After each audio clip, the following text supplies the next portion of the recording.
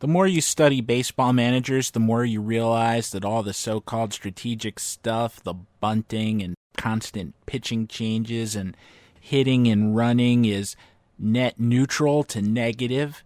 That's not where they have their value, and it's often not in picking the players either, because in the age of the general manager, which pretty much Connie Mack, John McGraw on it has been for decades, they don't choose the players. They may choose to assign individual plate appearances within games to them. That's a real thing, and maybe even that in some organizations is dictated by the general managers. What it's really about, if you will forgive the circular definition, is managing expectations, setting a tone, being a psychologist, keeping players focused on the winning effort. You know how Casey Stengel said that the secret to managing is to keep the 5 guys who hate you away from the 5 guys who are undecided?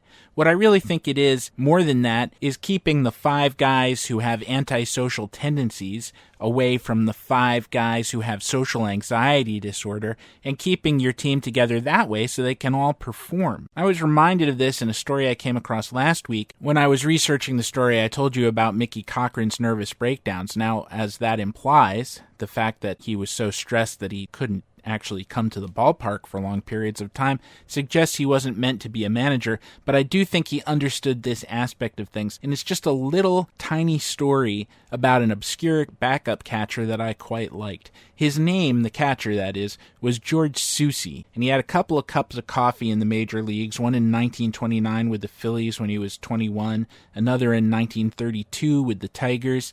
He couldn't hit insofar as I can tell, but nonetheless it seems that by 1934 the Tigers still held Soucy's rights. They didn't need them because their player-manager was a future Hall of Fame catcher, and they had a quality backup in a guy named Ray Hayworth. So they kind of leased him out to the Hollywood Stars of the Pacific Coast League. But Soucy didn't get along with his teammates there, and after a certain amount of time, the Stars decided to send him back from whence he came. So now the Tigers have Soucy around their clubhouse, and they're trying to figure out whether to add him to the roster or not. They're World Series bound, and Cochrane figures he can always use another reserve catcher. Managers start thinking that way towards the end of the season about how they're going to pinch hit for this guy and pinch run for that guy, and God forbid they run out of catchers and the world ends. So Soucy had a chance to at least pick up a World Series share that year, but he blew it, and here's why.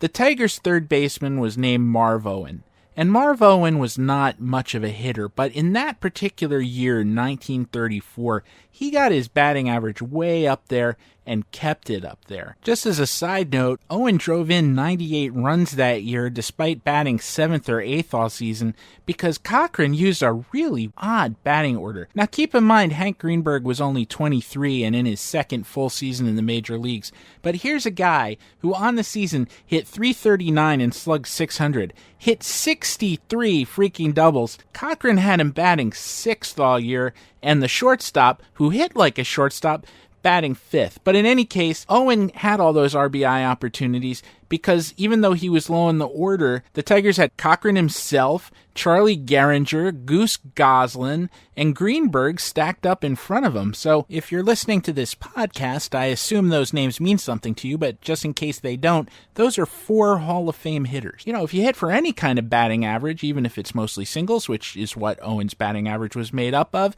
you're going to drive in quite a number of runs. Anyway, late in the season, Owen still has his batting average up among the leaders, and Soucy, who remember is not even on the roster, he's just hanging around the clubhouse while Cochrane decides what to do with him, strikes up a conversation with Owen within earshot of Cochrane. Soucy says, "See, you're hitting .340, Marv." "Yep," Marv said. "I've been doing pretty good." "That's 100 points over your head," Soucy replied.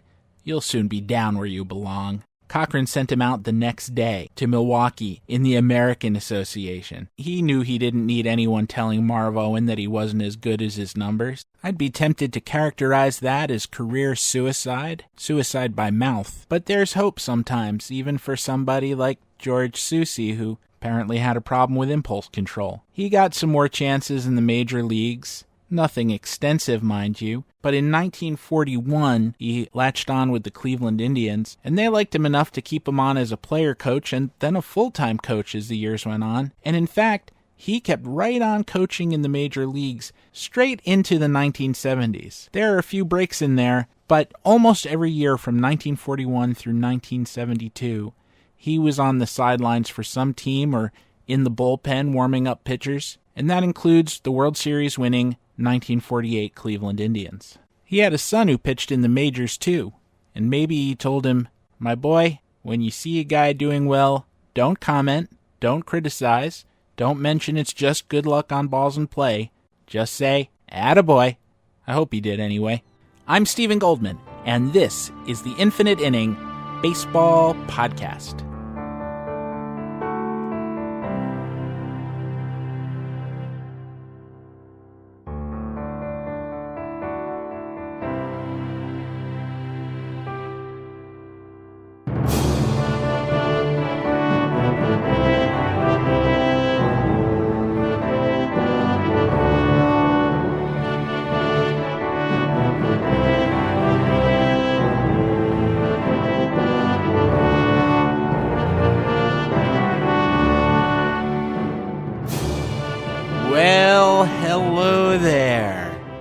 Cardinal says that no population is too small to be converted to the true faith, so you undertake the long voyage to the island.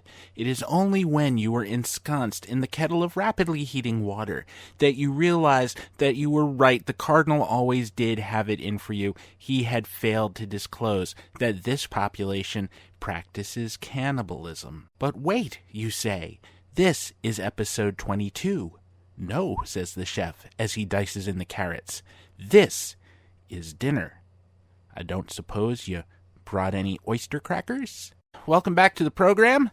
I'm so glad to be talking to you again after I've lost track 6 or 7 days away. I realize I haven't been the most consistent in terms of posting schedule.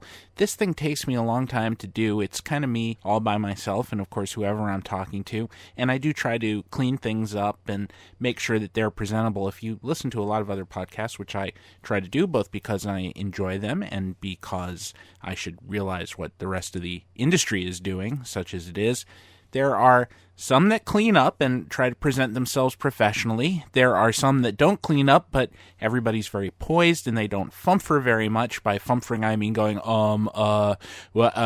and, stuttering, that kind of thing. Or for that matter, doing what I just did, saying, Don't count the knows during this show or any other of our episodes.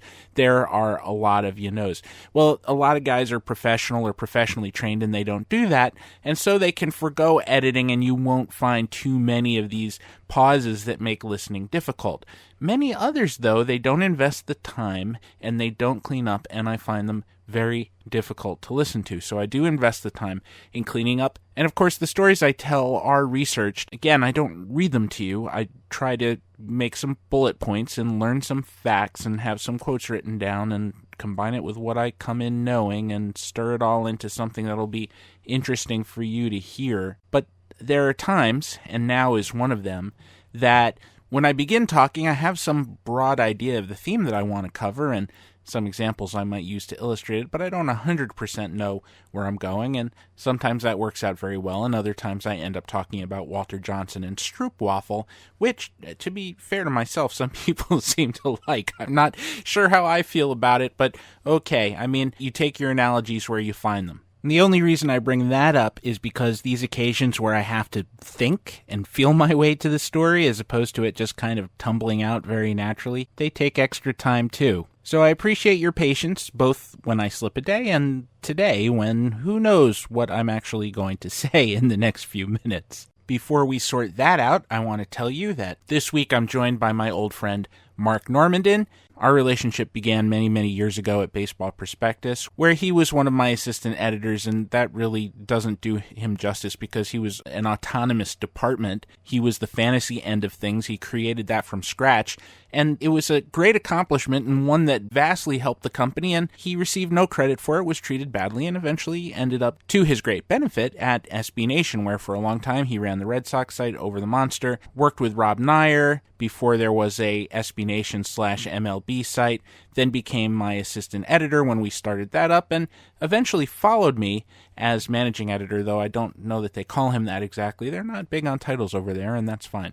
We talk quite a bit about our expectations for the coming postseason and, of course, about the Red Sox, who are a team headed to that postseason, and what some of their outlook is, what's up with some players who have been struggling, like Xander, Bogaerts, and some of the positive changes that Chris Sale has made this year. Before that, I asked Mark about one of his other interests, pro wrestling, which is, you hear me chuckle because it's something I have a hard time believing I actually asked about, because much like when somebody sidles up to me and starts asking about their fantasy team, when they talk about pro wrestling, I tend to run, and I mean run the other way. But we actually, I think, got to a very interesting place with it, where Mark brought up the WWE's evolving relationship with ethnicities other than white American male in their product. That is something that every media entity in America is going to have to consider, clearly has been considering if you pay attention to the cast of your favorite television program. And it's something that once started can't be undone without it being obvious as to what you're doing and why you're undoing it. So I hope you enjoy that part of the conversation. It's a little offbeat, and rest assured, though, that we do get to the usual places eventually. So moving on briefly, I've for weeks had this story I've wanted to tell you in this spot, and I keep putting it off because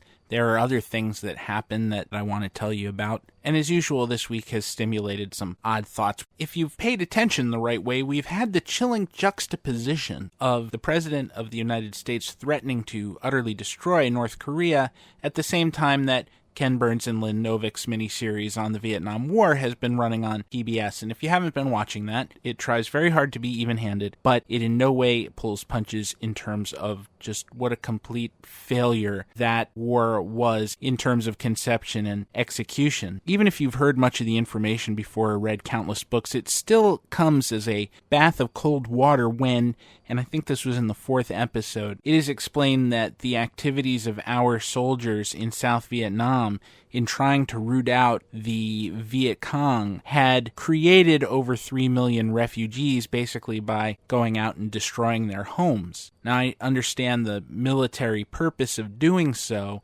but at the same time, you can't do that and still expect to have any support from the people of the country. I don't know if that was ever communicated up the ladder, whether to Secretary of Defense Robert McNamara or President Lyndon Johnson. It seems like they were concerned about many other things, but it somehow didn't occur to them that the very strategy that they were pursuing to supposedly root out the enemy would inflict so much pain on the people they were supposedly there to protect that it would render them odious to their own side. Some soldier in the course of that war said of one of these hamlets that they had just put to the torch, "We had to destroy the village in order to save it." The internal contradiction of that, however one is going to go about winning this war, if one should have been in it in the first place, it's just inherently contradictory and so very George Orwell 1984. You have created, invested in, and sustained such a powerful level of cognitive dissonance, of self-propagandizing, that winning no longer even has a definition. It no longer has meaning. You don't know who you're killing. You don't know why. You don't know to what end. You're just doing it, and that in and of itself becomes the goal. And that is, not to put too fine a point on it, insane. Literally, dictionary definition, insane. And this is the thing about courting war, about threatening to destroy people, about actually attempting to do it, never mind whether your bluff gets called or not. Let's just say you do, with or without nuclear weapons. To invoke a biblical cliche, they who sow the wind shall reap the whirlwind. You do not know, once you uncork that bottle, what kind of genie or demon comes out of it. And the point in saying this is not to bring up whether one war or another is justified or not, including some that we may contemplate undertaking in the future. Rather, the point is that it's unpredictable and you can get anything, including the nation-sundering madness that was the Vietnam War. Somehow, all those dark thoughts made me think of Phil Rizzuto.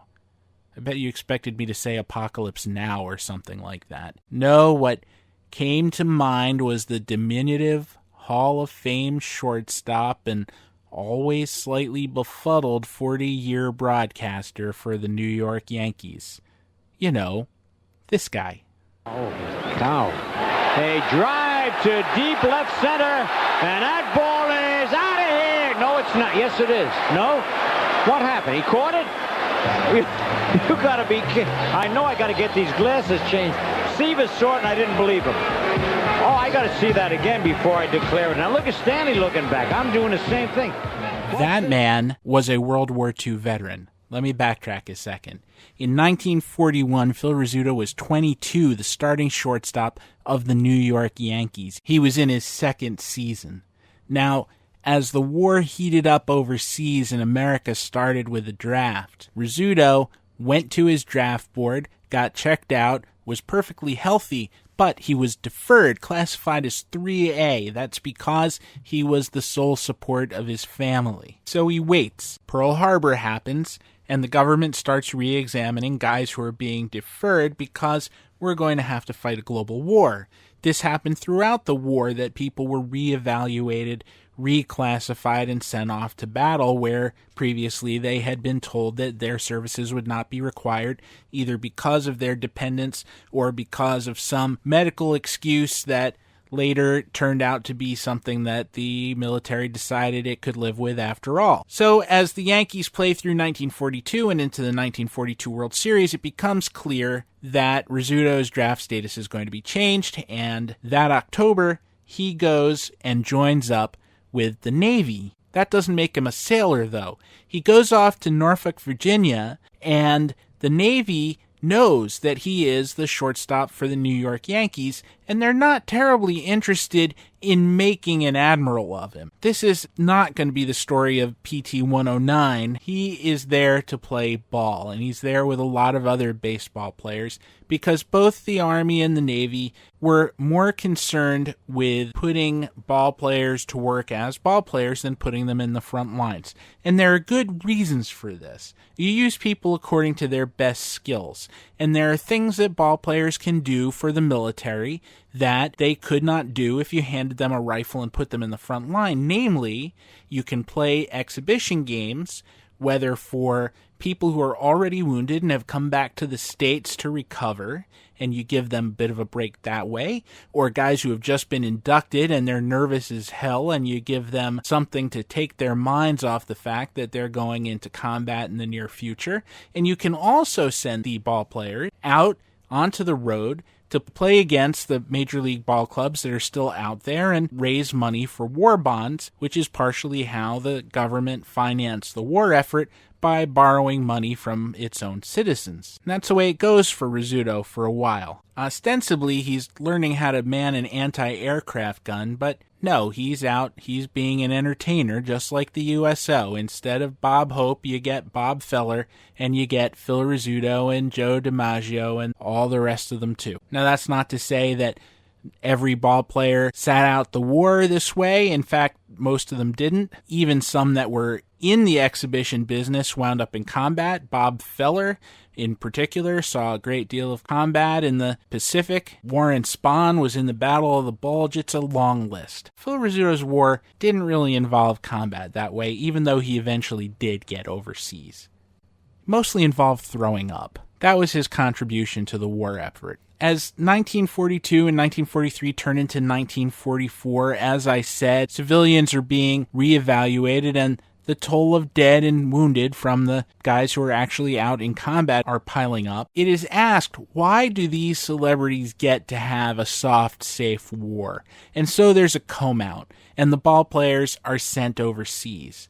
Rizzuto is sent out to the West Coast, and from there he's more than a month on the ocean, heading out to New Guinea, throwing up the whole time. He's the only sailor who has chronic seasickness. Then they put him on New Guinea, where some of the harshest fighting of the war happened, mostly United States and, to a greater extent, Australian soldiers, trying to check the Japanese from getting a strong foothold on that island and then using that as a base for an invasion of Australia. So it's really important stuff. When Rizzuto gets there, a lot of that is still going on, but he doesn't get anywhere near it because he's so ill that all they can do is pull him off the ship and stick him in a bed somewhere. And they tell him, by the way, everybody here gets malaria, so take these pills. They're going to turn you yellow, but you won't get this terrible disease. He doesn't want to turn yellow, so he doesn't take the pills, and he gets the disease. And he also gets shingles. So this is a guy who nearly died in bed in the combat zone. And finally, he's so ill, they send him off to Australia, to Brisbane, to recover. There, he does get better, And for a while, he works as a kind of phys ed instructor for guys rehabbing wounds under the command of George Halas, of all people. Eventually, they send him back to New Guinea, and from there, they take him out and they bring him to Honolulu with a whole lot of other ball players because the Army and Navy decide that they're going to have a World Series of their own. That's a whole other story. They're scheduled to play 9 games, but the Navy wins it in 6 straight. Rizzuto played third. Pee Wee Reese played short. Rizzuto finished out the war in the Philippines, not in the liberation of the islands, but after the fact, doing more of that gym teacher kind of thing, organizing exercise and recreation for people who needed it. Although he had been made commander of an anti-aircraft unit aboard a cargo ship, he himself said he had no idea which planes were which. That clip that I played before, it was typical. He never knew. Once the ball was hit in the air, he was kind of lost, so I don't see why airplanes should have been any different. So in the end, it was all kind of a big joke. Well, a joke except for the fact that he was in the Navy from October 1942 to October 1945, so he lost 3 full seasons of his career, and more importantly, 3 full years away from his family. He got married and had a kid during that period, and he wasn't there. He was out of the country for most of that span. Still, he lived. I don't know if he was kept out of harm's way where Feller and Greenberg and some of those other guys weren't just because fate looked out for him, or maybe the Navy held him out because they knew that this gentle little 5'6" guy from Brooklyn, he wasn't meant to be in combat. He certainly wasn't meant to be in some tropical area where the mosquitoes came fully loaded with a deluxe crayon box of viruses. I don't know the answer to that. I just know it didn't have to be that way. And that for many other people, over 400,000 Americans in World War II, it wasn't a joke, they ended up in the ground. Some of them wanted to be heroes, some of them wanted to be ball players, some of them wanted to be neither, they just wanted to get through the damn thing, but they didn't have Phil Rizzuto's luck. And you could say the same about the over 58,000 Americans who were killed in the Vietnam War. Those aren't statistics, those are real people with lives, with girlfriends, wives, fathers, mothers, siblings. Phil Rizzuto lived to be 89 years old, saying, "Holy cow," the whole time, generally having fun with life, and that was wonderful, but it easily could have been otherwise, and as those numbers suggest, for many people it was otherwise. And it could be the same for many unknown, unnamed, unsuspected others in any war we fight in the future, or for that matter are fighting now. We have a responsibility to those people to look out for them and to not send them into harm's way lightly. That person, whoever he or she is, might be your future husband, your future wife, or for that matter, your son or daughter right now. Just a child, but getting older every minute, getting closer to when some unthinking Robert McNamara or Lyndon Baines Johnson decides that making a point is worth their lives. Never mind if they get to be a Hall of Fame shortstop, you just want to have them around. I'll be back with Marc Normandin in just a moment.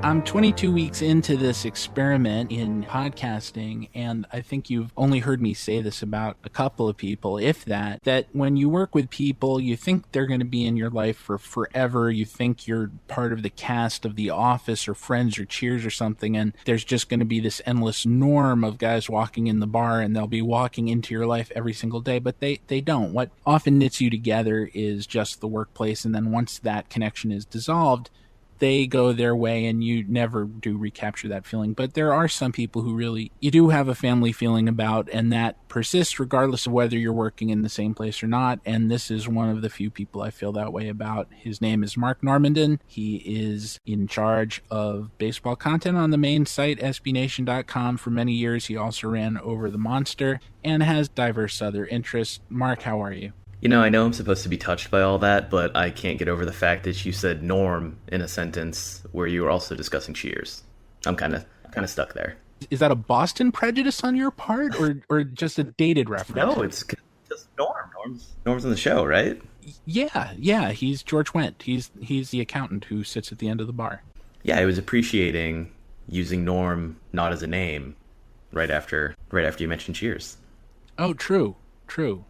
There, I didn't even occur to me, and I part of it was I was just lost in the fact that I was using that reference because I was not a huge Cheers fan at the time, even though it's a show that people consider a classic, and it even has a baseball connection.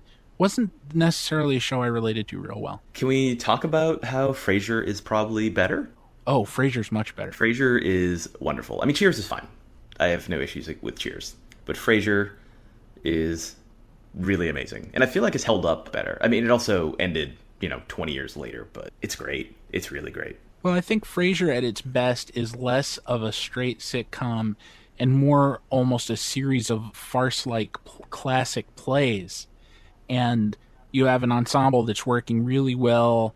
There's less outright absurdity and eccentricity for its own sake, and just a really well-defined cast of characters that just keep getting put in situations, and then you have to see how they work their way out of it.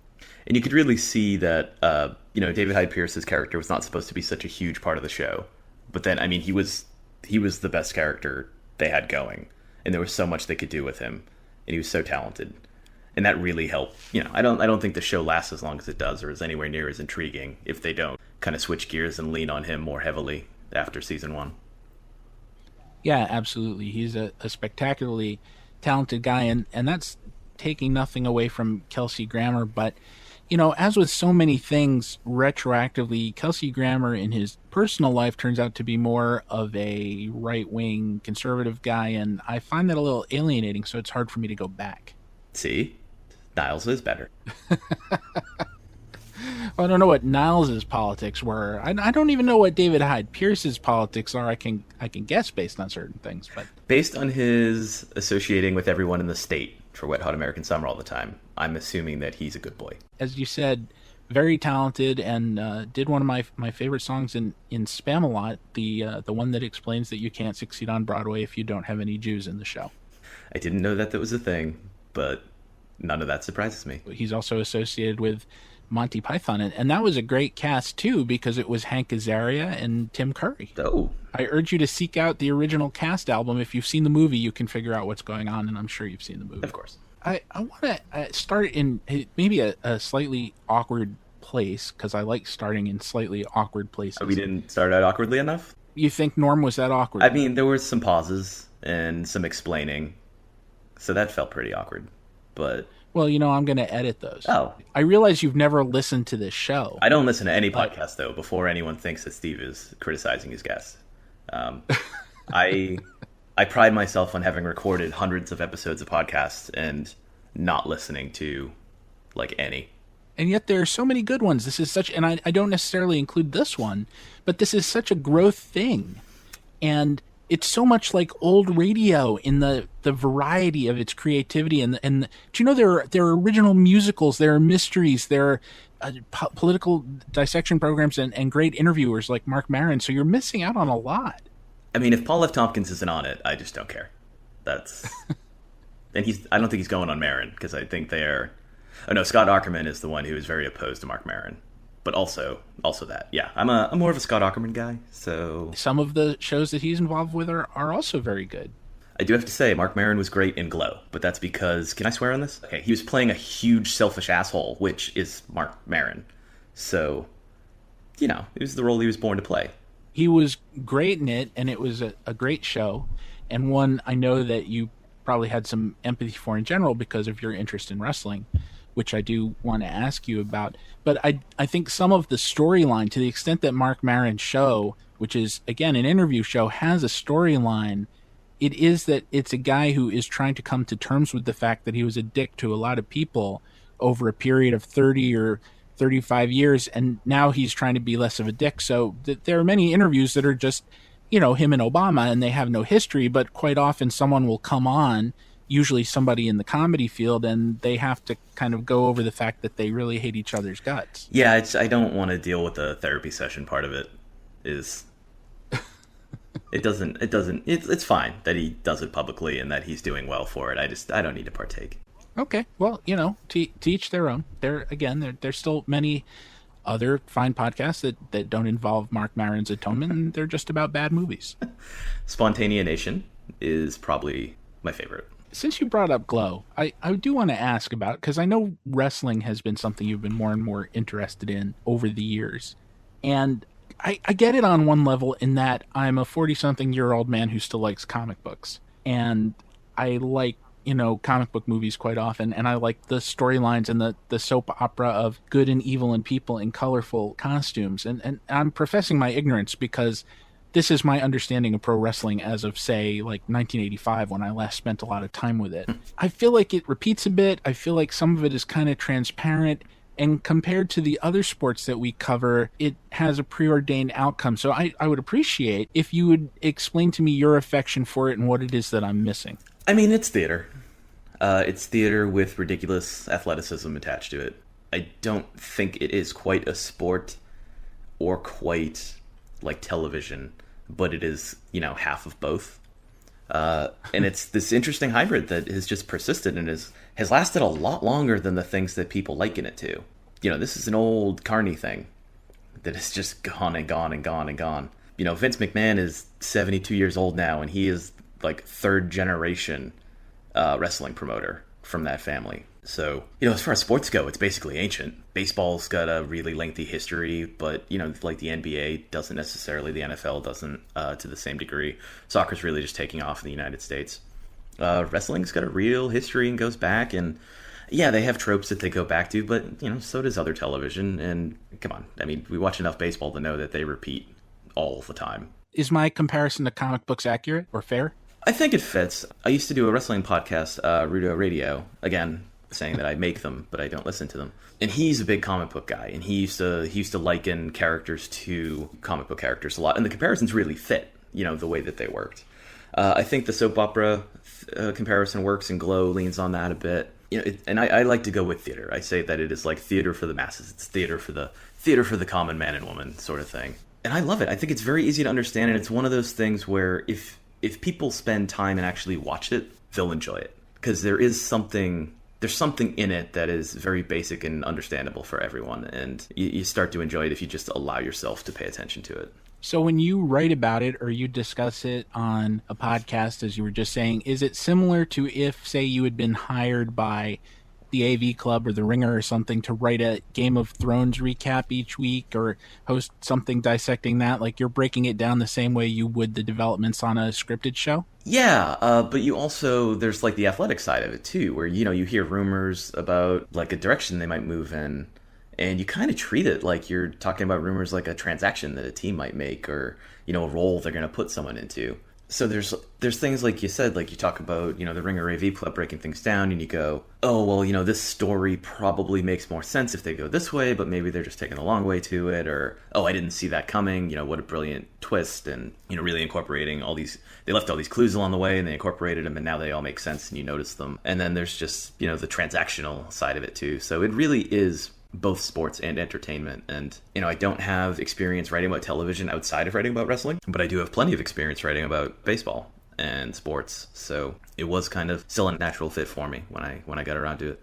One of the things that I do like about it, and again, you've probably kind of heard this before, it's not something I had really thought about prior to seeing the movie The Wrestler. One of the things that struck me about that movie, besides the fact that it's a really good story and was really well acted by Mickey Rourke, was the way that the wrestlers talk about what they're going to do beforehand. I mean, obviously it's choreographed, but there's an element of sort of safety and of collegiality, that I hadn't really understood. And when I was at Yes, one of the guys that I worked for had previously written storylines for Vince McMahon, and I asked him, I remember, if that's real, and he said, yeah, if you go into the locker room after a match, what you will see is the wrestlers say to each other, hey, thanks for looking out for me, thanks for taking care of me. Yeah, it's really, to go back to the theater thing, it's a company of actors, and they all have roles to play, and they all have specific things to do, and they're able to like watch each other's backs in a way that, you don't really necessarily have in a theater setup, but that's kind of where the locker room athletic side of things comes in as well. And you mentioned people like figuring out what they're going to do in a match beforehand. There are some guys who don't do that at all. They just figure it out in the ring.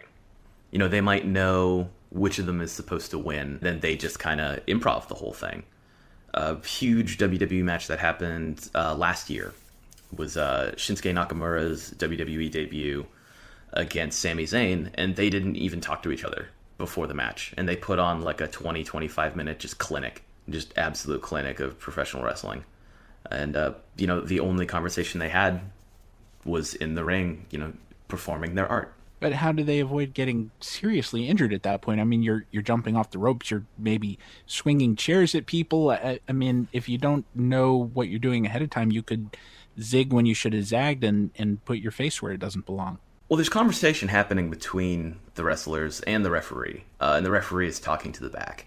As far as, direction of the match goes, the ref is really there he's playing a part to relay, what's supposed to be happening to the wrestlers. And the wrestlers are having a conversation about, they're doing one thing, and while they're busy locked up to perform one move or one sequence, they're discussing what they're going to do next. There are people like Randy Savage who would, rehearse and plot out every single millimeter that they move every match.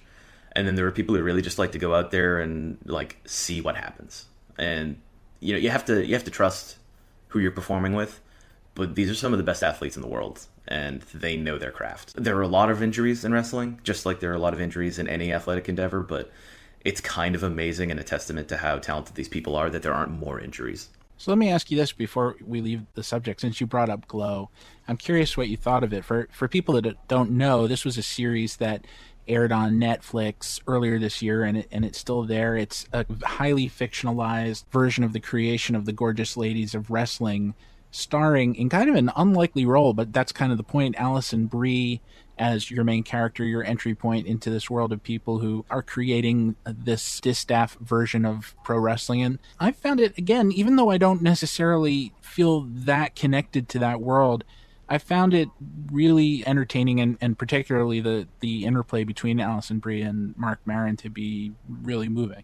I thought it showed a great appreciation of pro wrestling, which is a thing that doesn't always happen in popular culture, that isn't wrestling. Sometimes you don't bother to understand it, or you just make it seem like this kind of barbaric thing. But Glow really tried to make you understand what wrestling is and why it can connect with the masses, and why people who had no professional wrestling training, like Alison Brie's character, could learn to love it and really understand it and excel at it. And how, it was really a deeper art form than the people thought in episode 1 when they were just desperate for any kind of work. And they turned it into something, truly wonderful and moving by the end that really makes people happy, or makes them very angry. But if they're angry, they're going to turn in for more too. So, and it's embracing the theatricality of it that I think is, for both the viewer and for the characters in the story, the hook of the thing. Absolutely. And that comes back to the respect for the subject matter. It's clear everyone involved took a lot of time really researching, what wrestlers do, what the industry's like.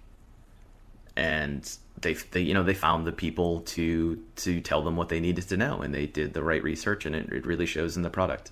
It was definitely a show that, even though I was excited for it, it was easy to see where it could go off the rails or fail to respect wrestling. But it treats it like an art form, which, kind of makes sense, I guess, since so is making television. Well, I think the risk of any show like that has a cast of women in tights is that it can be exploitative, and it can be a roller derby story or something that is far 180 degrees from what this turned out to be. Yeah, I'm glad they were able to avoid that, or when they did focus on things like that, it was in service of the larger story they were telling, and steps toward, the characters of the show really making the show their own, and not just doing what the suits wanted them to do. And just to drag in one other pop culture artifact into this, I just want to contrast what we've been talking about with Foxcatcher, and I don't know if you saw that, but that was a true story with Steve Carell and Mark Ruffalo, and it was about this murder and insanity in the world of Greco-Roman wrestling,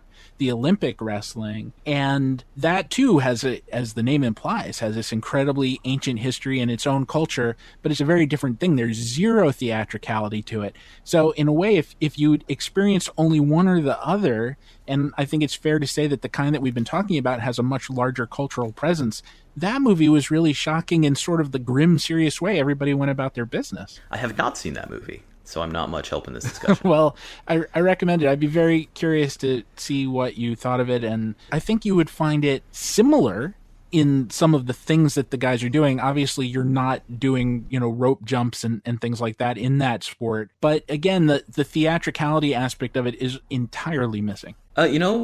It's kind of funny. I probably would enjoy some of it because you know what a lot of former Olympians and amateur wrestlers end up going off to do when they're done? They go into professional wrestling.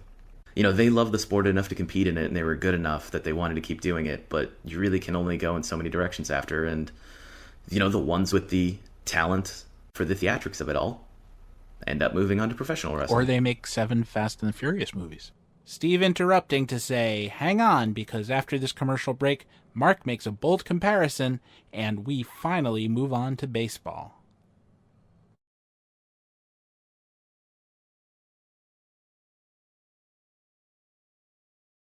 Yeah, I mean, they both pay. One pays better and has a union. But, last Hollywood wrestling thing, Dave Bautista is a better actor than The Rock. I'm not dropping my mic because it will make a terrifying sound, but...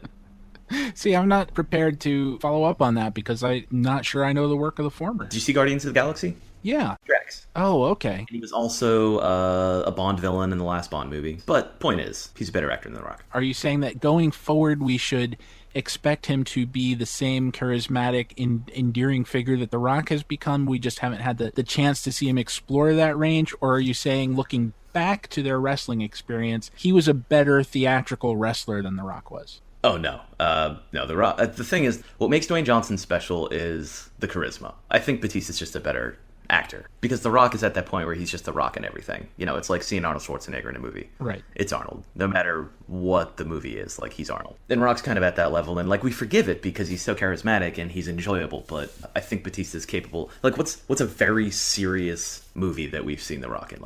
Very serious, that isn't just serious because he's on a SWAT team or something. I don't know that we've seen that. That's what I mean. So I think Batista's got more range, and we'll see as time goes on. But no, he'll never be this fountain of charisma that The Rock is. So that's why it's important that I say this. He's definitely very funny in that role. He really nailed it. It was surprising to me, but yeah, he keeps getting legitimate work in bigger roles, and I think we'll see more and more of him. John Cena's another guy who's probably moving away from wrestling into more Hollywood stuff, and the universe already loves him, and they're gonna love him more. And well, someday we'll see him versus The Rock in a presidential race, and that'll be something. It turns out we could spend the whole time on this because I'm restraining myself from going backwards and bringing in comparisons like Tor Johnson in Plan 9 from Outer Space, and how the Rock is generations past that, and there's nothing that's a novelty performer about these guys. But then this would be the infinite wrestling match and not the infinite inning. See, that's the thing. It sucked you in. You started talking about it a little. And this all began with that reference to Norm. So. It did. Well, when I was in junior high, I didn't know this well. And this was when, Hulkamania was peaking. And it was the first real flowering of it in I think at least a couple of decades. And this kid sat me down in study hall and said in this very rigid manner, well, this guy's a good guy and this guy's a bad guy, and Randy used to be a good guy and now he's a bad guy, or Rowdy Piper or whatever it was. It was even more rigid than comic books. I don't know if it was just that he said it to me in such a binary, limited way that it turned me off. It was more X-Men than the X-Men is, that I felt like it was so simplistic that it was not something that I wanted to engage with at that time. See, I think it's really moved beyond that in some ways, and some people think that's a bad thing because it's less easily recognized who you're supposed to root for necessarily. But there are a lot of characters with shades of gray, or people with motivations where maybe they're a good person who's just made some bad decisions, which is certainly a character type that is across, all media at the moment. And it really works. Seth Rollins is a WWE guy who, he betrayed his best friends who really were at the level where they were his brothers. But he wasn't really a bad guy, and you could see him he was kind of just playing that role because he had some issues going on with himself and, believing in himself and self-esteem, and he let this guy this figure of authority talk him into betraying his friends, promised him championship opportunities, all this. And eventually, you could see he knew that he was just going to be replaced at some point when he was no longer useful, and that all these promises were lies just used to this guy's ends. So he ended up turning on him, and then we could cheer for him again, even though he betrayed his brothers because he turned out he really was just a good guy making bad decisions. And it wasn't just a switch flipped and we went from, oh, he's he's good again. You could really see this build up over time, where it was like people desperately wanted to root for him, but he was still a bad guy, and he was kind of trapped in this characterization and didn't really know how to get out of it, and found his way out of that life. So there's a little more nuance to it in some regards now. But I do think, especially in like the classic stuff, the NWA with Dusty Rhodes and Ric Flair, that stuff really works well, because like Ric Flair's he's not evil, he's just an asshole. That's a very thin line. Yeah, well, he doesn't have like these crazy plans for world domination or anything, and it's just, he wants to be able to afford the suits he wants, and the cars he wants, and the women he wants, and the watches he wants, and the sunglasses, and get his hair done the way he wants to do it, and he will step over everyone to get that. And he's often right. He's just a jerk about it. And I think that kind of stuff is really helpful for audiences, because it puts the heel in a position where people can agree with them, but also be kind of turned off from them. And it's better than just like, this guy's bad, which is where wrestling still on occasion gets into things with like when they other someone, where they're like, the current WWE champion is he's Indian, so he's the first Indian champion in WWE ever, and a lot of people just boo him because he's Indian, and it's uncomfortable because he's just kind of been othered, but they're also treating it in like this weird meta way where I feel like they're trying to tell a good story underneath Vince McMahon's 72-year-old racist nose. Well, that's what I was going to ask. Is the goal really to other him, or to be meta about it and make us confront the fact that we are xenophobic about certain races and people even within the melting pot of America taking on certain mantles, and this could range from anything to women broadcasters in Major League Baseball or the NFL to a guy who's not a Caucasian wearing the mantle of a wrestling championship. I will say there's no chance in hell that Vince McMahon had that idea. Vince has done so much for wrestling, more than many people have ever done. He's really brought it into more than just a carny act or like a regional thing and turned it into, a billion-dollar industry. It doesn't change the fact that, he's an old, rich, racist dude. But I can see Jinder Mahal, who is the champion, who is, the Indian wrestler we're speaking of. I can see him over time, like, getting Vince to listen to what he wants to do and making it more this, like, meta story that he is, like, quietly telling underneath the story they thought they were telling. This sort of thing happened with tag team trio, The New Day. It's 3 black athletes, and they were all supposed to be, like, these super positive, happy, dancing preacher characters. So just throwing all of the, like, black tropes Vince McMahon could think of into one group. Oh, joy. But they slowly made it their own thing, and they're one of the most popular trios in history now. They sell so much merchandise, they get to do whatever they want, and they went from being this really embarrassing idea of what Vince McMahon thinks black wrestlers should be to, like, the black community's idea of what black wrestlers should be. And that's a huge change, but they kind of just had to do it slowly under the radar until it was too far to turn back. So, they kind of went in the meta direction with it, so it's possible. I think Vince isn't going to listen to anything until he sees that it's making money. I understand what you're saying, and whether he listens or not is irrelevant in a way. Once you've embarked on that path, you have to follow it to its end. Mm-hmm. And if you betray it somehow, if you abort the storyline, if you turn the guy into a villain who is in some way a traitor to America or to his race or his culture, then it's going to be very obvious that you're putting your thumb on the scale. And don't worry, they've done that too.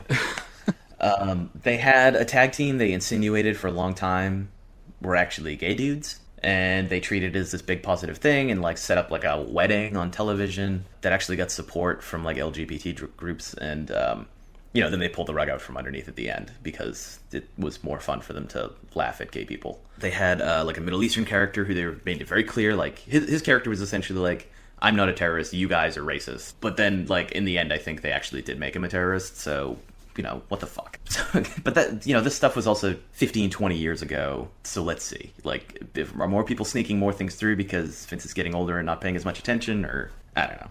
Is he finally changing with the times? Does having shareholders make him have to accept things a little more? I don't know. Well, I think it's also demography, and the county that I live in New Jersey, is now minority majority. And the reason for that is because over the last, 20, 30 years, there's been a mass influx of immigrants from India that have just decided that this is the part of New Jersey that they're going to settle in.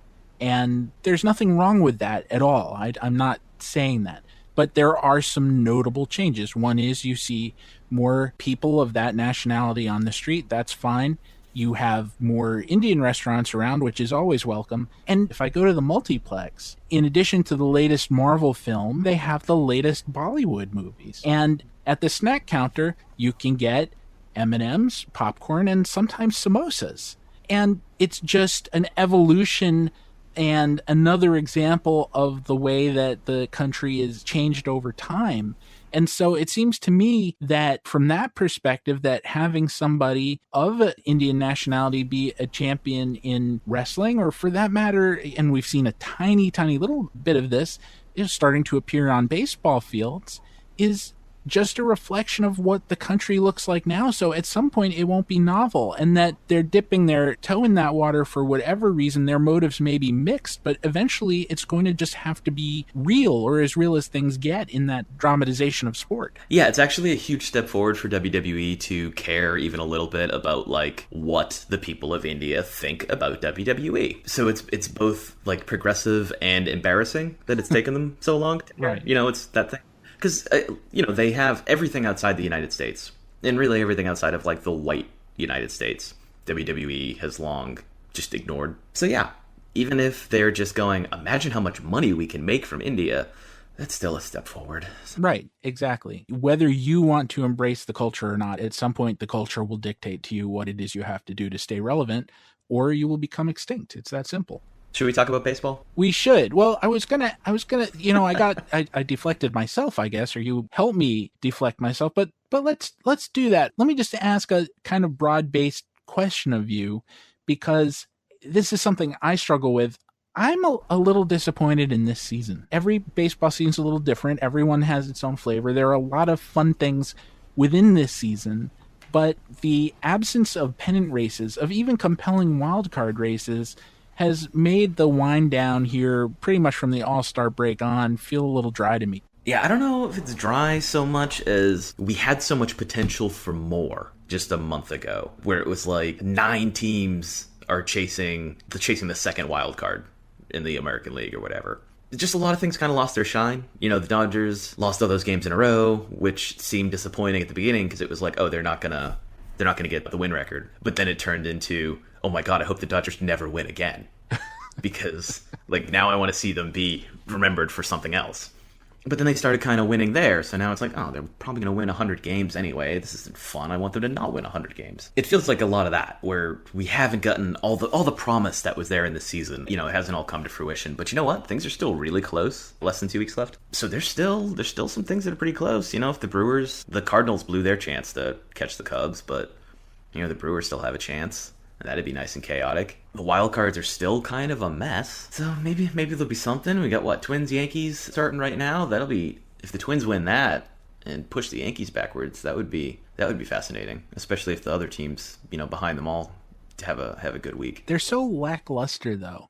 And as cool as it would be to see Mike Trout get a chance at the postseason, say, it's still hard to be excited about the idea of, say, the Angels, a team that's like a game or two over 500 playing in October. I think you and I have different opinions about what constitutes fun in October. I want as many dog shit teams as possible in the playoffs because it's hilarious. I was hoping the Cardinals would just roll in like they beat the Cubs for the division, not really be that good because the NL Central's trash, but then like steamroll through the Nats and the Dodgers and then just lose in the World Series to an American League team.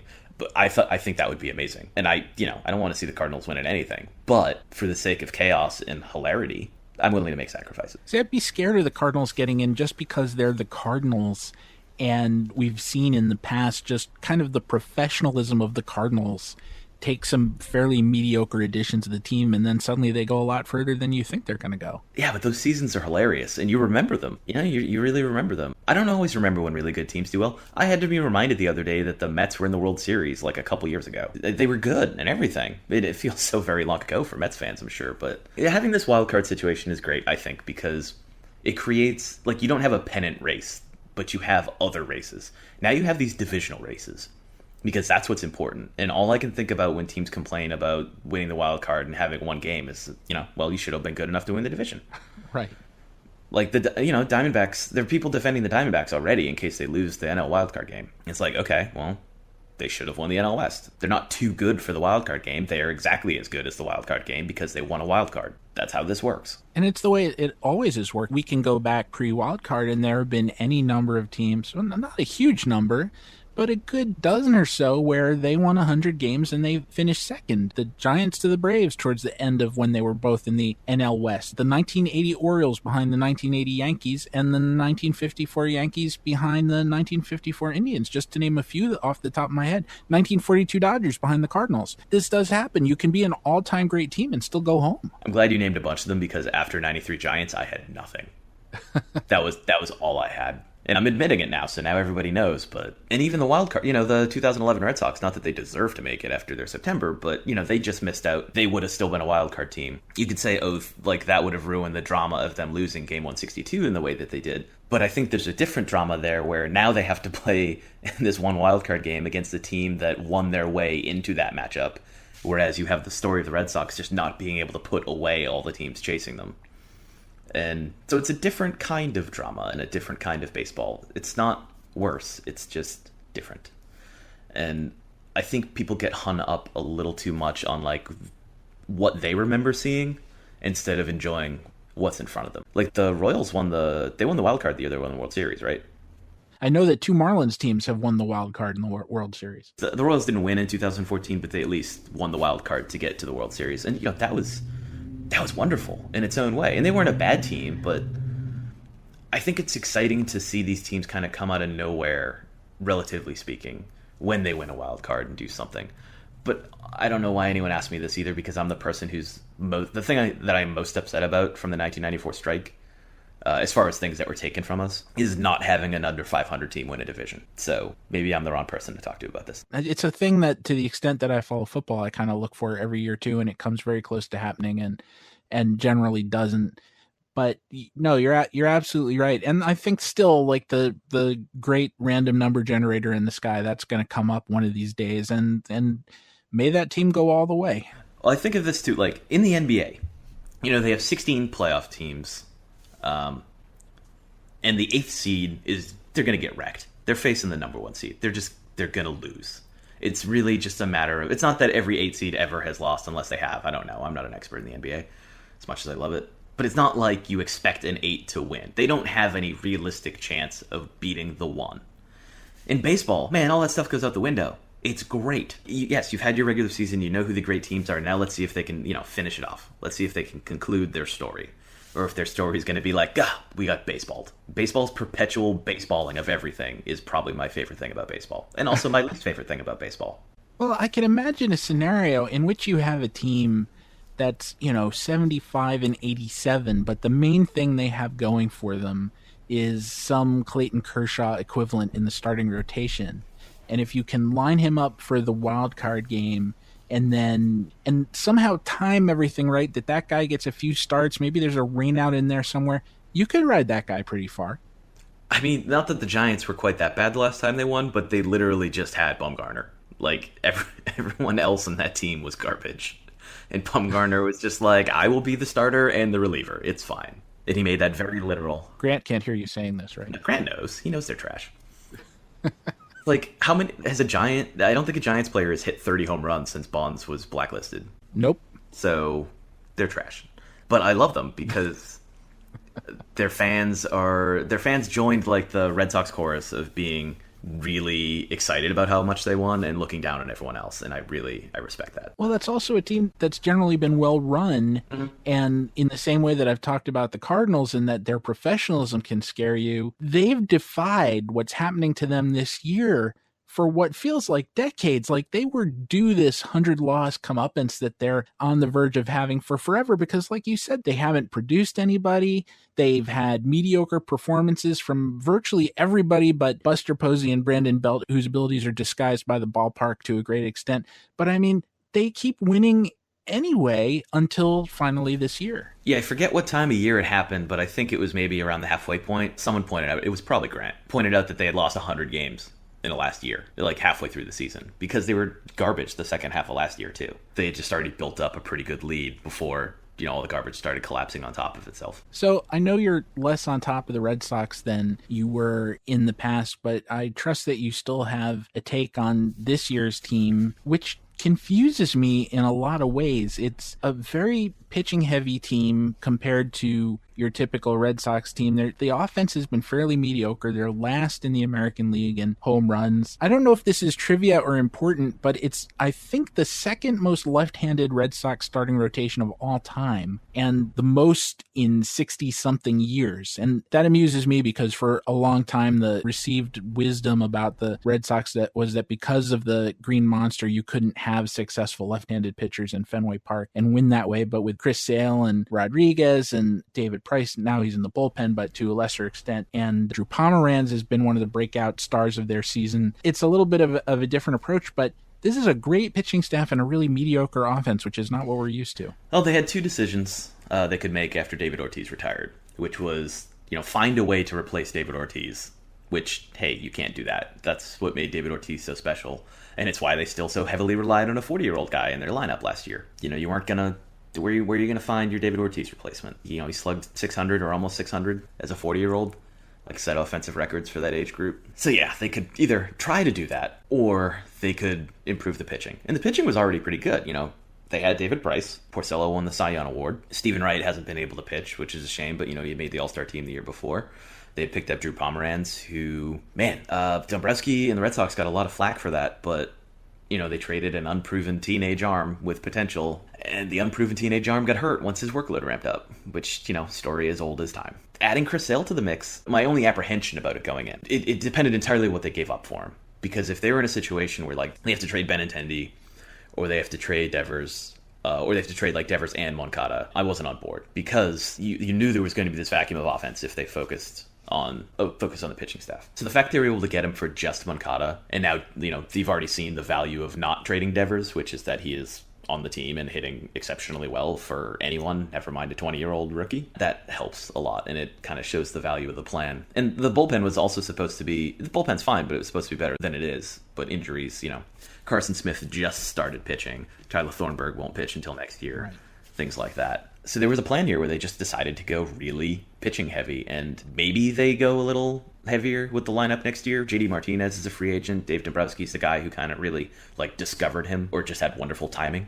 But either way, he has a past association with JD Martinez, so I wouldn't be shocked to see him signed and moved into the DH spot, and then they'll figure out what to do about Hanley Ramirez, because if there's one thing Dombrowski has done in his time here, it's not saddle himself with other people's mistakes. Right. He is very quick to get rid of them. Which, sucks if you're Hanley, but he's getting paid either way. It wasn't so much just not replacing David Ortiz, because like you said, this is a guy retiring off of an MVP type of season. It doesn't happen very often. But also, not only not going that route of, say, going after Edwin Encarnacion, who even Ortiz said was kind of a natural fit to replace him, they also went with Mitch Moreland, who, to be fair, got off to a crazy hot start and was leading the league in doubles for a while. And then he just sort of relapsed into being Mitch Moreland. So, in a way, they almost didn't replace him twice. Moreland was tough because I don't think he was supposed to play this much either, but Hanley Ramirez hasn't been able to play first as much as he was able to in 2016. There have been some issues there, but also Hanley Ramirez is injured and he can't play up to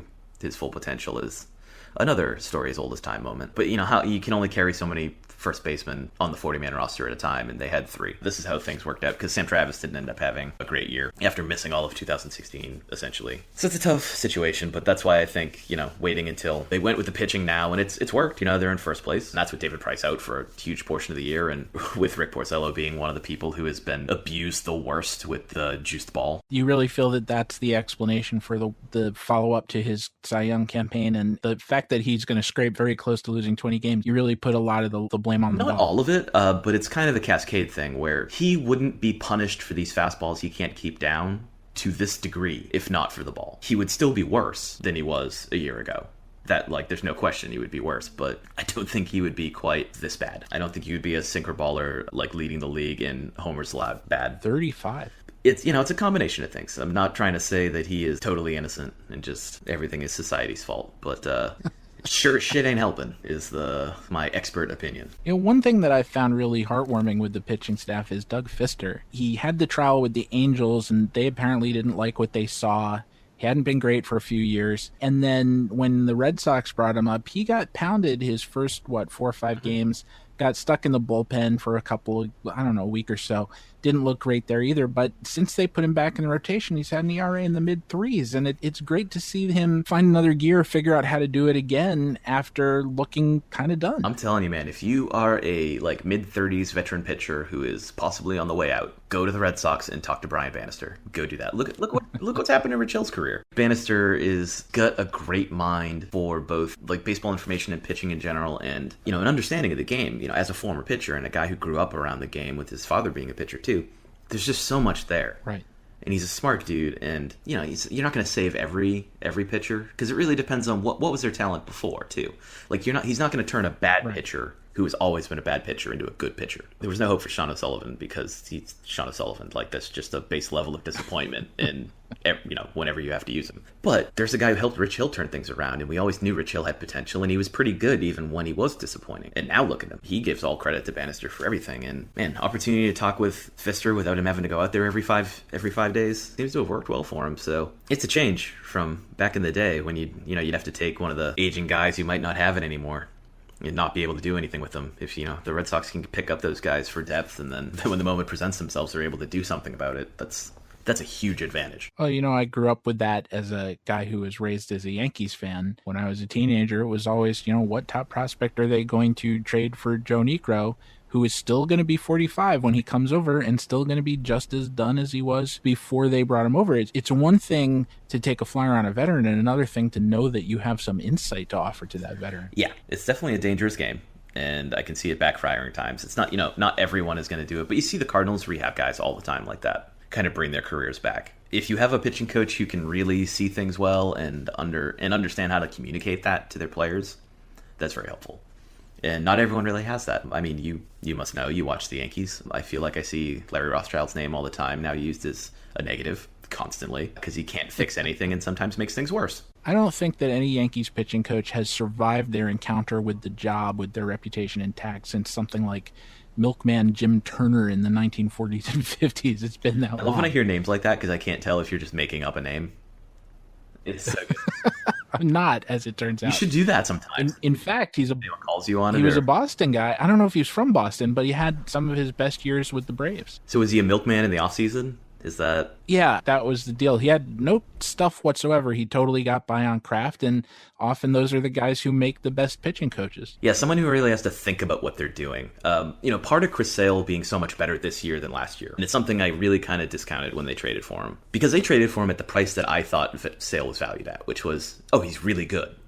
He's not transcendent, but he's really good. He might be their second best pitcher after Price sort of thing. And that's a great guy to have when you're not sure what these other guys are going to give you going forward. The reason he's been able to go to transcendent and into that Max Scherzer territory of 1A guy in the league is that Chicago's catchers were so awful at receiving pitches, at blocking pitches, at calling games. And Chris Sale apparently is a guy who does no thinking himself when he's on the mound. He says this. He does whatever his catcher tells him to do. As the quality of catchers went down in Chicago, the quality of Chris Sale's pitching went down because he just listens to whatever they have to say.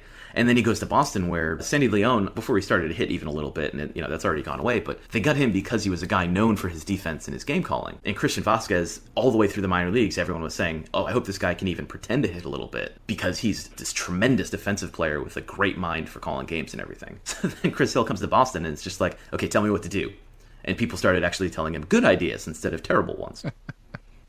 So he's like the Ron Burgundy of pitchers, essentially. Don't put the wrong words in the teleprompter. Yeah, he really just... It's that seems like a terrible idea, but he called for it. And then he throws it. I don't have a knuckleball, but I'll try it anyway.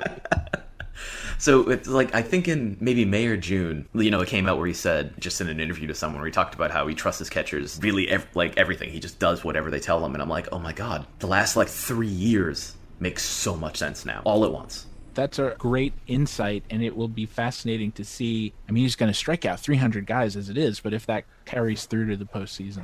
Yeah, I mean, it's part of the reason why I think Leon is his personal catcher, even though Vasquez has been doing so well. And he's turned into a pragmatic situation where you go, sure, this guy can't hit at all, but the most important guy on the team on that day is better with this guy here, so you gotta play him. And that's something I was talking about being disappointed in this season, but something to look forward to about the postseason is Chris Sale, career postseason starts as of this moment, 0, Zed, because the White Sox have just done such a bad job since 2005, and that encompasses his whole career. So we're going to see something we've never seen before. It'll be fascinating, and I'm really excited that he won't have to face the Indians in the ALDS as things are playing out. Thank you for that win streak, Cleveland. Home field advantage should be yours.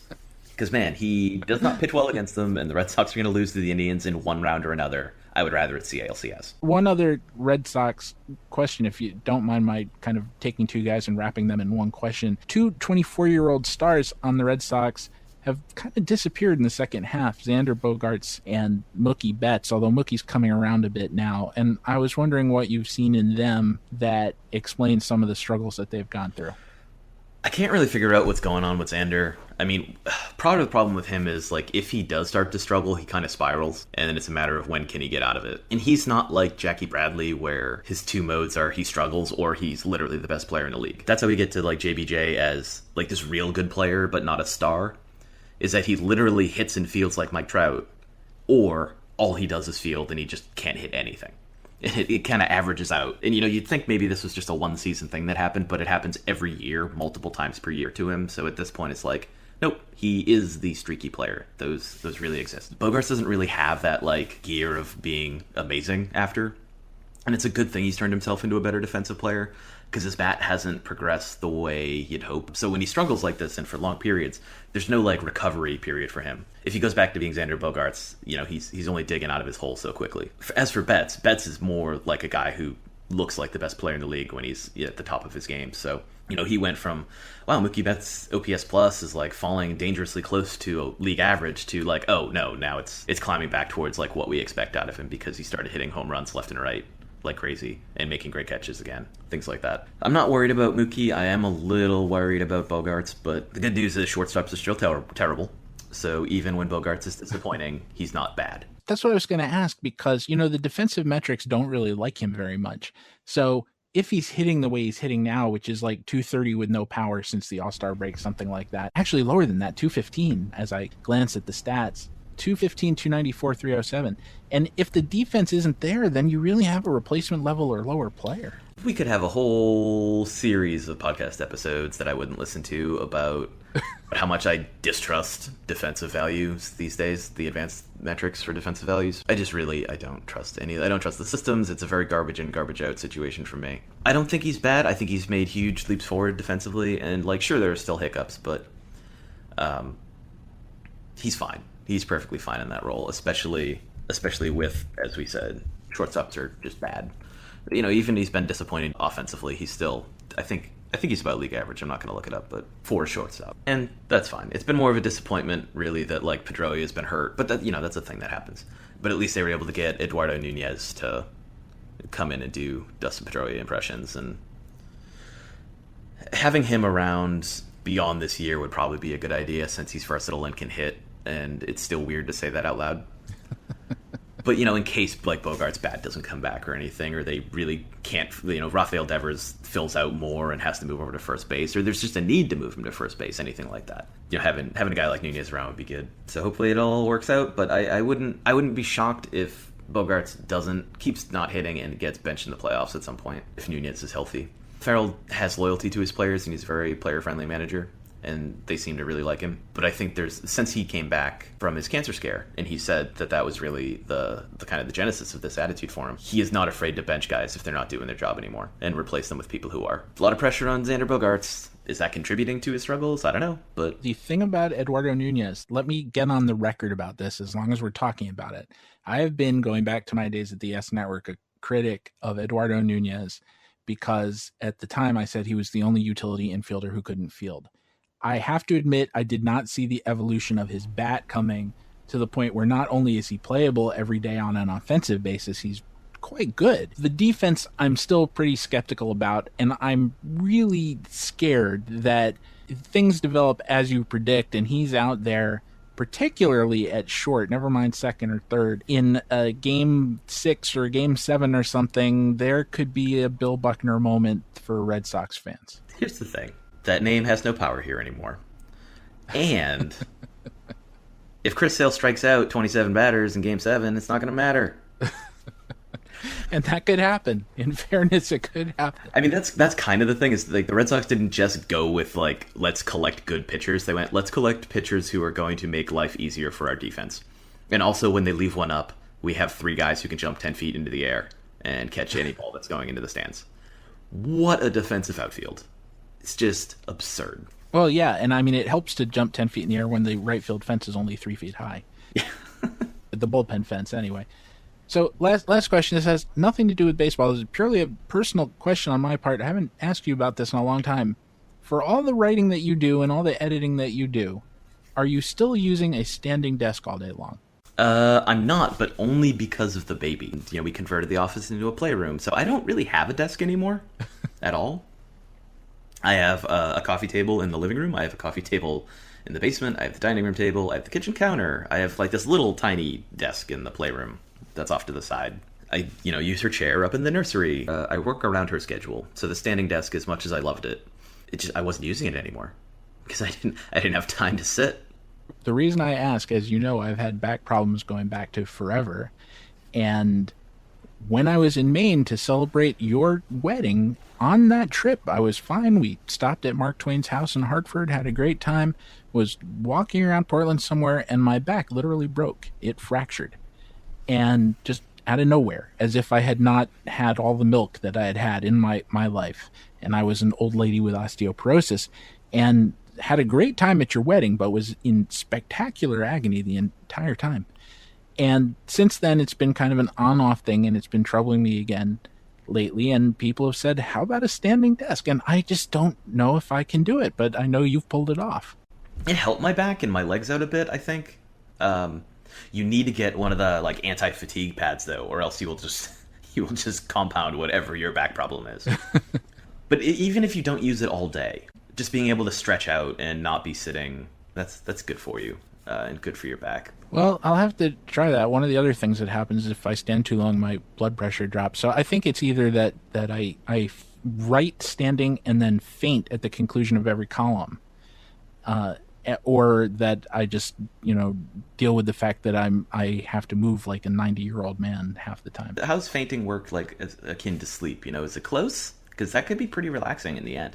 No, it's not, because you tend to strike things when you fall, as opposed to, you go to bed, you relax onto the pillow, you pull up the sheets. Fainting is more spontaneous. Okay, so you need to set up a standing desk and then put pillows all around the floor. Right. Around the desk to catch you in their sweet embrace.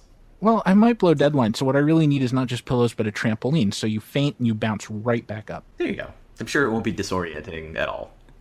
No, because you're at that point, the great thing I found out, once you hit the floor, when you bounce, that resets your blood pressure and it starts coming back up. So if I could just get used to it, I could pass out and then just go back to writing about the Mets. You've got it all figured out. I appreciate that, Mark. I appreciate your support and reassurance, and I'm so glad that we got this chance to catch up and touch on so many bases, and hopefully we get to do it again in the future. Yeah, of course. Oodalali, we have reached the end of another episode. You can follow Marc Normandin on Twitter at Mark, that's Mark with a C in case you didn't know, _Normandin, and you can read him at sbnation.com/MLB. As for me, you can follow me on Twitter at Go Stephen Goldman. Why Go Stephen Goldman? Because someday this podcast is going to have a Stephen Goldman shuttle service attached to it that will provide inexpensive but wholly redundant transportation between Hoboken and Jersey City, New Jersey. You have been warned. We have a sponsor now, but nonetheless, this week's episode is brought to you by the number 72. Our producer, whose name I cannot disclose, has been suspended 60 days for failing a drug test. He was caught using a steroid they give to equine podcast producers in countries with lax drug laws. Our theme song, which you are listening to now and have been hearing throughout the episode, is called The Infinite Man, and it was co-written by myself and Dr. Rick Moring. Lately, Rick has gotten into woodworking. How many things can one person do well? It's not fair! Well, assuming my recreation of The Pit and the Pendulum by Edgar Allan Poe utilizing this unabridged dictionary doesn't plunge down and destroy me, I'll be back next week with Mary Craig, and we'll have more tales and discussion from inside the infinite inning.